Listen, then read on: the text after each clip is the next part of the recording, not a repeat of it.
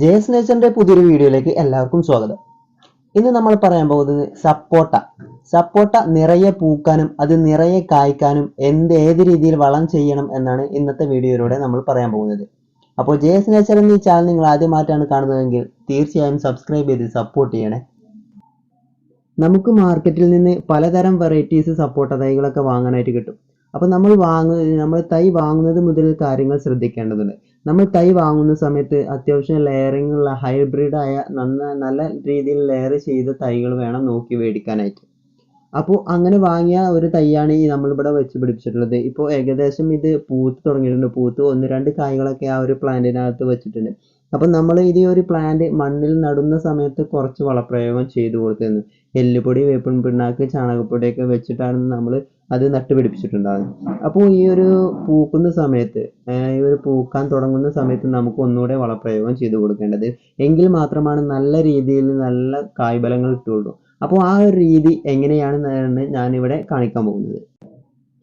സപ്പോട്ട തൈ വാങ്ങി നടുന്ന സമയത്ത് അത്യാവശ്യം വെയിലൊക്കെ കിട്ടുന്ന ഒരു 70% വെയിൽ കിട്ടുന്ന നല്ല തുറസായ സ്ഥലത്ത് മാത്രം വെക്കാനായിട്ട് ശ്രമിക്കുക. കാരണം ഈ ഒരു പ്ലാന്റ് എന്ന് പറയുന്നത് അത്യാവശ്യം ചൂടൊക്കെ വേണ്ട ഒരു പ്ലാന്റാണ്. ചൂട് ഇഷ്ടപ്പെടുന്ന ഒരു പ്ലാന്റാണ്. അതുകൊണ്ട് തന്നെ ഒഴിഞ്ഞ നിരസായ പ്രതലത്തിലൊക്കെ നമുക്ക് സപ്പോട്ട ചെടി വളർത്തിയെടുക്കാനായിട്ട് പറ്റും. അതുപോലെ തന്നെ ടെറസിന് മുകളിലൊക്കെ നമ്മൾ ഡ്രമ്മിലൊക്കെ നമുക്ക് ഈ ഒരു സപ്പോട്ട പ്ലാന്റ് വളർത്തിയെടുക്കാൻ പറ്റും. ടെറസിൻ്റെ മുകളിലൊക്കെ വെക്കുമ്പോൾ പ്രത്യേകം ഹൈബ്രിഡ് ലെയറിങ് ചെയ്ത് മാത്രം വെക്കാനായിട്ട് ശ്രമിക്കുക. അല്ലെങ്കിൽ വലിയ മരമായിട്ട് മാറുകയും ചെയ്യും. ലെയറിങ് ചെയ്ത തൈകൾ വെക്കുന്നത് കൊണ്ടുള്ള മെച്ചം എന്തെന്ന് വെച്ചാൽ 6 മാസം അല്ലെങ്കിൽ മാക്സിമം 1 വർഷം അതിൻ്റെ ഉള്ളിൽ തന്നെ ഈ പ്ലാന്റൊക്കെ കായ്ച്ചു തുടങ്ങും. അപ്പോൾ നമ്മൾ ഇവിടെ ഒരു പ്ലാന്റ് വെച്ചിട്ട് ഇപ്പോൾ ഒരു വർഷത്തിൻ്റെ അടുത്തായി. ഈ ഒരു സമയത്താണ് അതിൽ നിന്ന് പൂമൊട്ടുകളും അതുപോലെ തന്നെ 1-2 കായ്കളൊക്കെ വന്ന് തുടങ്ങിയത്. അപ്പോൾ ഈ ഒരു സമയത്ത് നമ്മൾ നല്ല രീതിയിൽ വളപ്രയോഗം ചെയ്തു കൊടുക്കുകയാണ് ചെയ്യുന്നത്.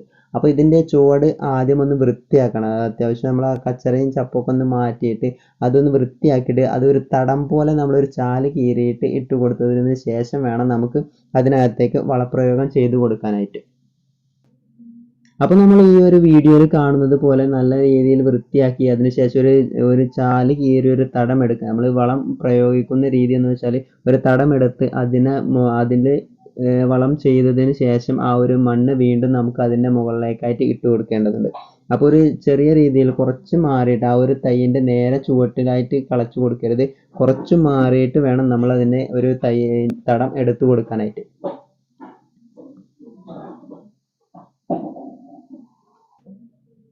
നമ്മൾ ഈ ഒരു രീതിയിൽ തടം എടുത്തതിന് ശേഷം നമ്മൾ വളം പ്രയോഗിച്ച് കൊടുക്കുകയാണ്. അപ്പോൾ നമ്മൾ വളം പ്രയോഗിച്ച് കൊടുക്കുന്നത് എന്തൊക്കെയെന്ന് വെച്ചാൽ നമ്മൾ അതിനകത്തേക്ക് വേപ്പിൻ പിണ്ണാക്ക്, അതുപോലെ തന്നെ കോഴിക്കാഷ്ടം, അതുപോലെ തന്നെ ചാണക സ്ലറിയുമാണ് ഒഴിച്ചു കൊടുക്കുന്നത്. അത്യാവശ്യം ചൂടൊക്കെ വേണ്ട ഒരു പ്ലാന്റ് ആയതുകൊണ്ട് തന്നെ കോഴിക്കാഷ്ടം ഉപയോഗിച്ച് കൊടുക്കുന്നതിൽ അത്ര കണ്ട് പ്രശ്നങ്ങളൊന്നും തന്നെ ഉണ്ടാവില്ല. കാരണം പിന്നെ നേരെ ചുവട്ടിലുമല്ല ഇട്ട് കൊടുക്കുന്നത്, കുറച്ച് വിട്ട് മാറിയിട്ടാണ് നമ്മൾ വളം പ്രയോഗിച്ച് കൊടുക്കുന്നത്. അപ്പോൾ നമ്മൾ ഈ ഒരു വേപ്പിൻ പിണ്ണാക്ക് ഇട്ട് കൊടുത്തതിന് ശേഷം നമ്മൾ കോഴിക്കാഷ്ടം കൂടി ഇട്ട് കൊടുക്കുകയാണ് ചെയ്യുന്നത്. അതിനുശേഷം ഇപ്പോൾ ഒരു 1/2 കിലോ വീതമാണ് ഞാനിവിടെ വേപ്പിൻ പിണ്ണാക്ക് ഇട്ട് കൊടുത്തത്. ആ ഒരു അളവിൽ മാത്രമേ നമുക്ക് കോഴിക്കാഷ്ടം ഇട്ട് കൊടുക്കേണ്ടതുള്ളൂ. കൂടുതൽ അളവിൽ കോഴിക്കാഷ്ടം ഒരിക്കലും ഇട്ട് കൊടുക്കരുത്. അപ്പോൾ 1/2 കിലോത്തോളം വേപ്പിൻ പിണ്ണാക്ക് ഇട്ടു. അതിനുശേഷം നമ്മൾ കോഴിക്കാഷ്ടം 1/2 കിലോത്തോളം ഇട്ട് കൊടുക്കുക. അതിനുശേഷം നമ്മൾ ചാണക സ്ലറി ഇവിടെ കലക്കി വെച്ചിട്ടുണ്ടായിരുന്നു. നല്ല രീതിയിൽ തന്നെ നല്ല കട്ടിയിലാണ് കലക്കി വെച്ചിട്ടുണ്ടായിരുന്നത്. അപ്പോൾ അത് ഒരു 3 ലിറ്റർ, ഒരു 3 കപ്പ് നമുക്ക് ഈ ഒരു ചെടിക്കായിട്ട് ഒഴിച്ചു കൊടുക്കാം.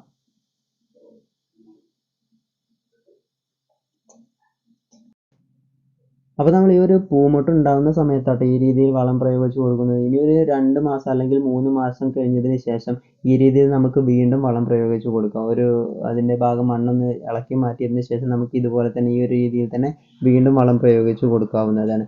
അതുപോലെ തന്നെ ഇത് നമുക്ക് സ്ലറി ഒരു ലിക്വിഡ് സ്ലറി ആയിട്ട് വളം പ്രയോഗിച്ച് കൊടുത്താലും അങ്ങനെയും മതി. ഇത് മണ്ണിളക്കി വളം പ്രയോഗിച്ച് കൊടുക്കേണ്ട ആവശ്യമില്ല.